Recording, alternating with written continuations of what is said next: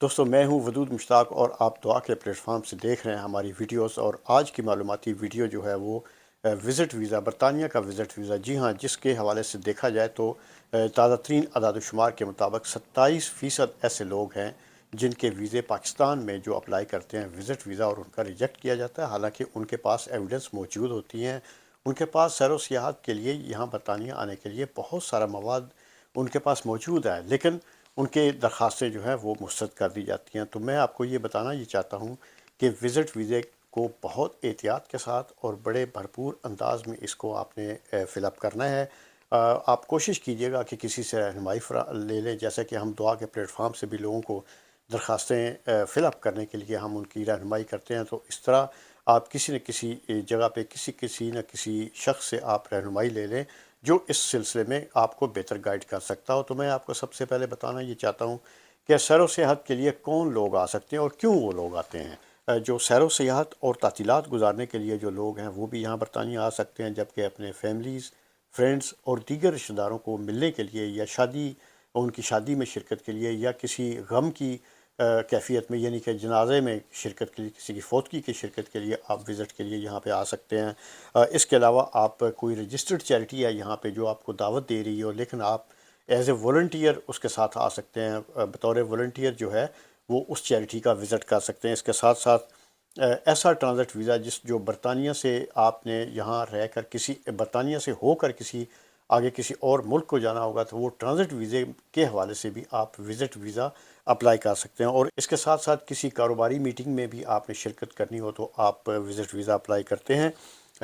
یا پھر آپ کسی انٹرویو میں یہاں اپنے کاروباری اپرچونٹی کو تلاش کرنے کے لیے اور اس سلسلے میں کسی انٹرویو دینے کے لیے یا انٹرویو لینے کے لیے کسی کمپنی کے ساتھ جو ہے وہ آپ وزٹ کر سکتے ہیں، اس کے لیے آپ وزٹ ویزا بھی اپلائی کر سکتے ہیں۔ سکولوں کے ایکسچینج پروگرام ہوتے ہیں، اس کو بھی آپ اس کے تحت بھی آپ وزٹ ویزا اپلائی کر سکتے ہیں، جبکہ اس کے علاوہ ریکریشن ایک ویزا ہوتی ہے قسم، جس میں 30 دن تک کا کوئی ریکریشن کورس کرایا جاتا ہے، جیسے ڈانس ہو گیا، میوزک ہو گیا، یا اس شعبے سے متعلقہ کوئی بھی جو ہے وہ ریکریشن کا صورتحال جو ہے اس میں اگر آپ اپلائی کرنا چاہتے ہیں تو آپ 30 دن سے زائد کا ویزا وہ نہیں ملے گا۔ کسی بھی امتحان میں شرکت کے لیے یہاں ویزا اپلائی کر سکتے ہیں، اور وہ وزٹ ویزا ہوگا، جیسے کہ لوگ ڈاکٹر کے لیے یا انجینئر کے لیے یا کسی بھی سمجھے کوئی بھی ایسا ایک امتحان ہے جو اکیڈمک بھی امتحان ہو سکتا ہے، تو اس میں بھی شرکت کے لیے آپ وزٹ ویزا آپ کو اپلائی کرنا ہوگا۔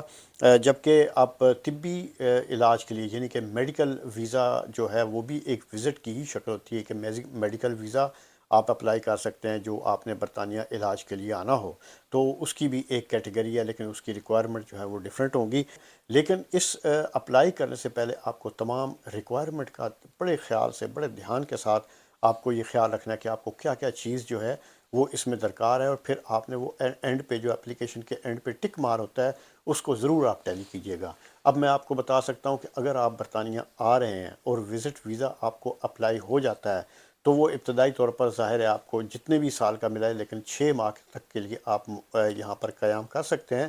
لیکن جب آپ اگلی دفعہ آئیں گے تو آپ سے ایئرپورٹ پر امیگریشن آفیسر جو ہے وہ یہ ضرور سوال کرے گا کہ آپ گزشتہ جو سیر کے لیے یہاں پہ آئے تھے تو اس وقت آپ 3 مہینے یا 4 مہینے یا 5 مہینے، 5.5 مہینے آپ نے یہاں پہ گزارے ہیں، تو اس کی کیا ریزن ہے وہ آپ کو جسٹیفیکیشن کرنا پڑے گی، جو کہ بہت مشکل ہوتی ہے، اور ہو سکتا ہے پھر اگلی دفعہ آپ کو ویزا آفیسر جو ہے وہ ویزا ہی نہ دے۔ تو لہذا آپ کو یہ خیال کرنا چاہیے کہ وزٹ ویزا 10 سے 15 دن، 20 دن یا زیادہ سے زیادہ 1 مہینہ آپ برطانیہ میں قیام کریں اور اس کے بعد آپ واپس چلے جائیں۔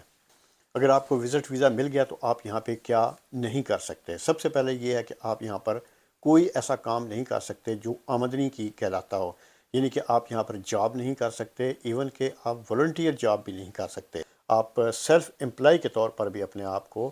شو نہیں کر سکتے۔ آپ چونکہ صرف سیر و سیاحت کے لیے یہاں پہ آئے ہیں، اس لیے آپ پبلک فنڈ بھی کلیم نہیں کر سکتے۔ اپنے اپلیکیشن بھرتے وقت آپ نے جو یہاں پہ 6 ماہ میکسیمم آپ قیام کی اجازت ہے، تو اس 6 ماہ کے دوران آپ نے یہاں رہنے کی وجہ کو بھرپور انداز میں پیش کرنا ہے اور پورے ثبوتوں کے ساتھ پیش کرنا ہے کہ آپ یہاں پر رہیں گے اور آپ یہاں رہنے کے بعد واپس بھی چلے جائیں گے۔ آپ نے یہ بھی ثابت کرنا ہے کہ آپ برطانیہ صرف وزٹ کے لیے آ رہے ہیں اور پھر آپ نے واپس بھی چلے جانا ہے۔ اگر آپ وزٹر کے طور پر آ جاتے ہیں تو آپ کو یہاں شادی کی اجازت نہیں ہے۔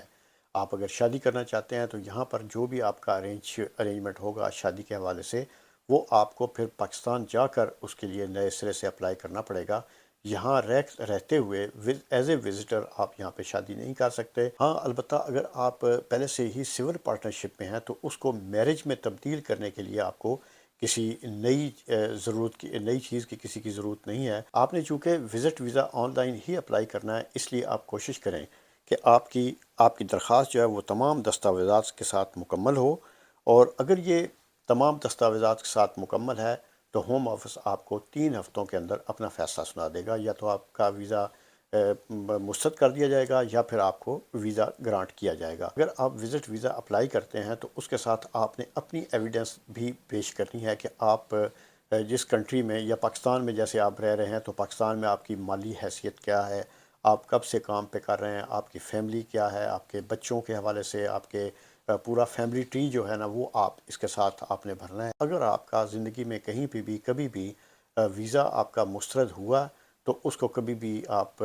جو ہے وہ غلط بیانی نہ کیجیے گا۔ جب بھی آپ اپلیکیشن بھر رہے ہوں، اور اگر آپ نے اس سے پہلے آپ کو ویزا مل چکا ہے تب، یا مل چکا یا مسترد کیا جا چکا ہے، ان دونوں صورتوں میں آپ نے یہ اپلیکیشن کے اندر جو سچ بتانا ہے، ورنہ آپ کا ویزا 10 سال کے لیے آپ کو مؤخر کر دیا جائے گا، پھر دوبارہ آپ 10 سال کے لیے ویزا اپلائی بھی نہیں کر سکیں گے۔ اپنی وزٹ کے دوران آپ نے یہ بھی ثابت کرنا ہے اپنی ایویڈنس کے ذریعے کہ آپ کو مالی طور پر یہاں رہنے کے دوران کون سپورٹ کرے گا۔